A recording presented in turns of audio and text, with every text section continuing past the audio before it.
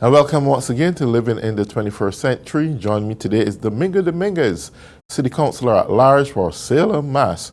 Dominguez, a pleasure to have you on the show again. It's my pleasure, Errol. Thank you so much for having me again. Great. Since we last spoke, there's a lot going on in the system for government. You have a community to navigate, and I think the burden may be on you to dispatch the best knowledge possible to young women in your community. But I just want to look at, take a look at Roe versus Wade and the overthrow of that piece of Constitution that had protected women for almost 50 years and give women access to good health care through Planned Parenthood. In some cases where they could have possibly died because of an unborn child, die inside a womb. There's so much gynecological reasons that this overturn of the Constitution can make life problematic for females in many cases. So I want to ask you basically though, what is your opinion right now on this whole concept of Roe versus Wade and the overturn by the Supreme Court? Thank you, Errol. Once again, this is a great question. Very sad we see how this health matter is being taken into political talking in a way that I feel that we had to be very sad for what we see here in America, based on the fact that, like I say myself, this is a health issue. And I think everybody's entitled to be taken care in any given point, any health situation that they have. In this case, it happened that it had to do with the women and family. And I think that is a very important issue. I have to tell you that I'm very pro-choice in a way that I see people using. There is a two sides of this issue that we have to take a look. We have sometimes a situation where we see some health implication on the women's side and the child. And I think that we need to address that. I don't think that political wise we have to intervene. Any government had to intervene and let anybody make their own choices on what they believe is the best thing to happen. It's between the person involved, the parents of those child, and the surrounding environment that they have to make that decision. That decision is a very, very serious one. I don't advise anybody to take this very lightly, to do what they have to do in a way that they are responsible and address the most important aspect of life, which is human life. I think deserves to be respected. So that's my position into that. If I get elected in the state legislature, I will be able to join effort with so many others. But like I said before, I don't want to see this topic to be politicized in a way that it is right now. Well, I just want to ask this question though. In a world where, especially here in the United States, where women are now so highly educated opposed to maybe 50, 60 years ago,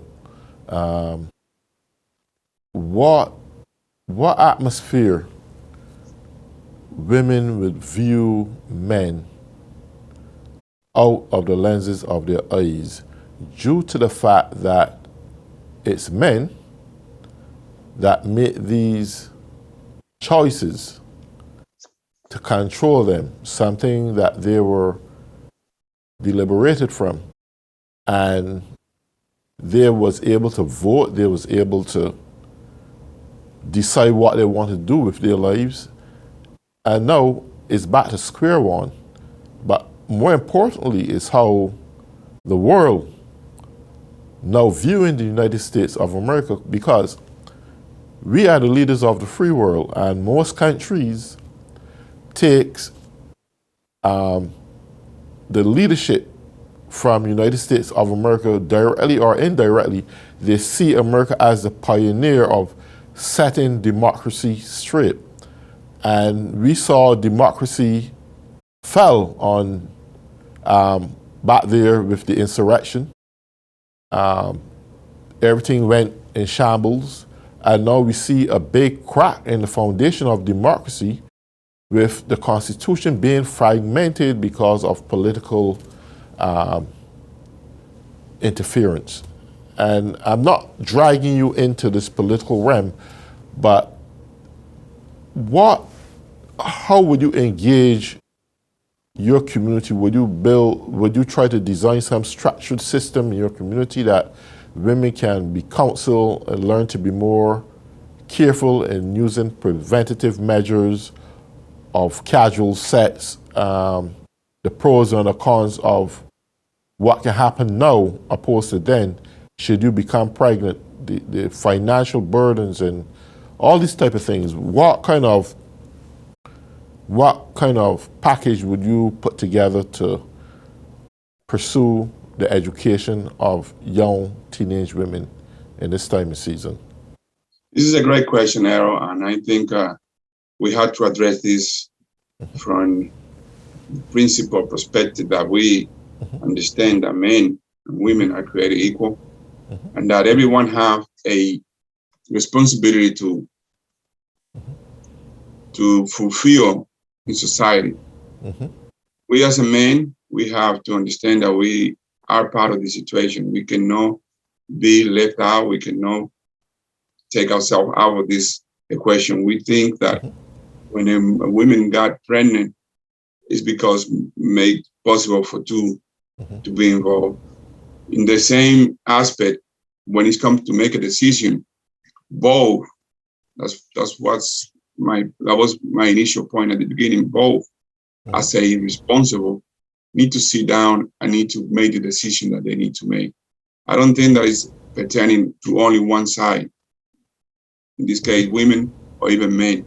I think that both had to sit down and they both had to come with a very good decision, because at the end of the day, the consequence is going to be involved for them. When it's come to what can we do to prepare these young women to be educated and to prevent any situation, I think that education play a major role. I think that we need to start it from the early age to bring those type of education to the classroom in a way, and in the house in a way that our young girl can be prepared and can be proactive in order to make a decision that will actually make it a better living for them. So education is one of the components. Me as a city councilor at large, I've been having some type of forum in which I not only project some political aspect of society, I also try to bring some experts in different aspects of life. We bring some mental health professional. We also bring some family engagement professional. We also bring some financial and any other aspect of society. I think that we have the responsibility to put together those resources that we have in our community so they can advance, educate, and make sure that they can equip our new generation to be ready for the challenge that they're going to receive in every aspect of life. Do you think that, you don't have to answer this question, we can move to the next one, but I'll still ask you anyway. Do you think that the Supreme Court is strongly influenced now by politics? I do believe that is play a major aspect on what they actually do. When you see the composition of the Supreme Court, sometimes it's being picked up by different political party, and when they form that group of men and women who are very respectful, is based on the fact of what side of the equation they represent. So it's not a occasionally composition of the body. It is made up to try to make sure that either side agenda advance. When it's come to this very important issue, they initially want to make sure that whoever is part of that group of judge represent different point of view, and that's based on political agenda and political ideology. So I think they are actually implicating directly or indirectly to be politicized. Yes, because the Supreme Court now is off balance with a group of conservative judges, and this is what resulted to this overturn of Roe versus Wade. But my biggest question is, and I heard Joe Biden said he don't want to do this, but I think it's imperative that he do so. I think that he should change the 9 Supreme judges and make it equal with other judges of his choices. It's like if you got 5 conservative judges, there's a good chances that we can get more fragmented and breaking in the Constitution when it comes to certain matters. And I think next would be the infringement then on the 1964 Bill of Rights Act. With that being said, do you think it would be a wise idea that the president consider probably adding more judges to the Supreme Court? Well, I'm not very well versed on that subject, but I can tell you that in any situation that you do not have a balance, you creating an issue there. So it's based on the fact that our founder fathers thought very smart way to have a type of balance, check and balance type of government. Yes. So when you have too much on one side, you tend to be balanced what it is. So I think keeping the balance is always healthy. Well, I love that piece, the checks and balances, because here's the situation. The balance come about that because this piece of Constitution is being overturned. It works now in favor of the Democrats to continue to have good leverage coming into the next general election. So it wouldn't be sensible for them to even consider right now adding judges to the Supreme Court. But I'm looking at the future far beyond this. If it remains in this format, what other major problems we can have in this society that we call democracy right here in America? What could be some of the most dangerous problems we can be faced? I had to be honest with you, Errol. I don't have the answer for that. Okay. I don't have the answer for that. I'm looking forward to be elected at the state level to see how can I. And I don't want to and be effective to the people that will elect me. In this case, Salem. Absolutely. But you know, the people that elect you, they're going to be expecting a lot from you, and really? I know that your powers still are limited as a state representative, but would you plan to just stay as a state representative, or you have other ambitions to pursue higher than that? Well, this is how I answer your question, Errol. I'm a servant, and anywhere the people want me to be, I be there. If they want me to elect me as a state rep and continue to re-elect me as a state rep, it will be an honor. For me to jump ahead and say, well, I want to be in this or that, I think it's a little bit too early. I'm a servant. I'm very clear that the voters hire me to do a job and I want to do it fairly. And they my boss, and if they decided to send me to any other position, I'd be happy to answer those concerns that they have. Concerning education in schools, I think we touched a little bit on our last interview, but concerning education in our schools, do you think it is imperative at this time that young people as a whole be, I don't want to use the word indoctrinated, but I'm going to use it anyway. You think that Christianity or the fundamental principles of God should be a doctrine in schools, and those who by choice want to study Christianity, they should have access to do that? I know there's some reverence and some clergy members believe that this all started at home, but there are those who may not come from a family of godly people but want to do the right thing and seeking wisdom. And this is imperative. I'm not looking to drag you into the Christian atmosphere, but where there's no principles or guidance or teachings of God, that generation or the people who are absent from those teachings of God are in for the ride of their life. They could be met with all kinds of dangers. And do you think that this should be a subject taught in school, the replacement of godly principles in the Bibles? And we both know that those were extracted from out of public places. But there are other religions who can do whatever they want at any time they want and when they please, and that's okay. But for some reason, godly principles were taken from schools and it is now replaced by weapons of mass destruction, so to speak, because young people gunning down kids and so forth.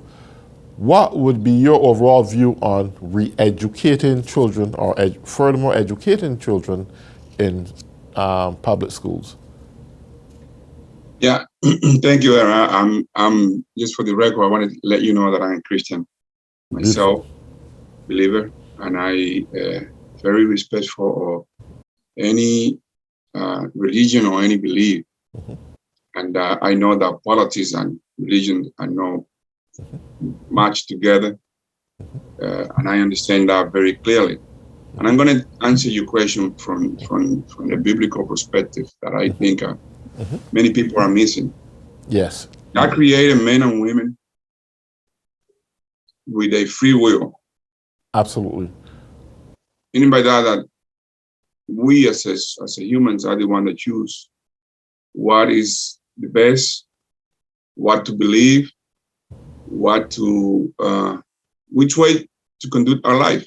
And I believe that strongly. I think that's one principle that is missing in so many cases here in the United States. I went to a Christian university myself. I graduated from Christian university because I choose to, because my family advised me to. I don't think that we as a Christian are obligated to impose to anyone the way I wanted to treat my family or to treat myself. So meaning by that, I think that we have to leave it open to everyone. Any one decision is what they going to choose. Those principles that I believe are true to me and to my family, and I never will compromise those principles. I will respect any other principle.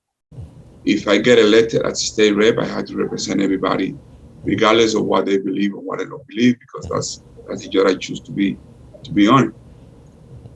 So, in synthesis, the answer to your question, I think that politics cannot be any more involved in the belief of people. Just the same principle that I mentioned to you about abortion, I feel the same thing when it comes to religion and belief. So leave it open to people, leave it open to any one decision on what they wanted to worship. And I think that there is a principle and law in life that are very, very, very, very different from people. different background, different. I think that we have, especially in the United States, we have so many diverse when it comes to countries where we're coming from, and the same token, we bring our own belief, we bring our own way of seeing life, and we have to respect that. So I don't think that is we need to impose. We know that our father, when they sit down and create the Constitution, it was a group of immigrants coming from places where they believe in God and believe in so many things. That's why we see, even in our banner, our flag, we see the slogan, "In God we trust." In dollars, money, we see so many principles, Christian principles that still, but I think it had to still inside of you. We have to respect the new immigrants that are coming to continue to be the country that we are, country of freedom, free to believe on, free to worship whoever you think is based on. At the end of the day, it's a personal belief that everyone have to, stay with their choices that they make. Yeah, you would have mentioned that our forefathers, yes, they sat down and they drafted the Constitution, but on that principle, they also believed that all men were created equal. And if we look at life realistically here in this nation, there's nothing called equality. We see it established from government right away down to institutions, workplaces, in schools, are completely off balance in equality. What would you want to say to those politicians who promote inequality in this country? What guiding word and word of wisdom would you want to implant and impart to them at this point? Very good question. I think that the same measure implied to everyone across the board. It's not only in this case to religions, believe it or not, it's pertaining to every way of thinking. And I think that the principle here has had to be respect. We all have to respect everyone belief, everyone decision they made. If I choose to believe in certain way, I want it to be respected. When it comes to politicians, sometimes we just listen to the most majority, who sometimes are very vocal, but the silent majority who actually might be thinking in a different way cannot be here because they are very silent. We had to allow everybody's voice to raise, and we had to respect everyone's decision. We had to agree to disagree, and we had to make sure that everyone's opinion has some value. We see that throughout the whole environment. Sometimes we hear some group or someone side say, because someone is not thinking like I think, that person needs to be in one side, and that is wrong. So my advice is that listen to everyone, respect to everyone, make sure that you understand that any issue had two sides. One that is your belief, and the other one may be the one against. And when you formulating your decision, when you formulating any type of action that you formulating, make sure that you take into consideration both sides. And that's when it comes to respect. That's when you show to others that you really wanted them to be inclusive into the decision making, to be inclusive into the conversation. I mean, we cannot have any democracy when we only hear one side, or when we only think in one way. We need to make sure that we listen both sides, and we as elected officials had to be in the middle, both sides sometimes, our own belief to make sure that we represent fairly everybody. Well, that is a civilized way of looking at it. That's a civilized way of looking at it and analyzing it. But unfortunately, we see over the past year and months, 2 years rather, that it didn't really work out that way. It seems to me that we really no longer have a democracy. Lies are what were spewed all over this country. Hate and bigotry and all these things just evolve. And it didn't, I mean, it was there all along, but it came out in the open after it was promoted by leadership in this country. And that's one of the key things that I was looking at, how best we can try to establish that word to other politicians out there that they can restore some form of public confidence in whom people should vote for. It does make sense, and that the confidence to the public, you can build that up by make sure that you listening to everyone. And when it's come to civic engagement, people gonna feel empowered when they see that their voices has been heard. And in some cases, justice can arrive and make sure that it doesn't necessarily the majority who have the right. Sometimes the majority in any given point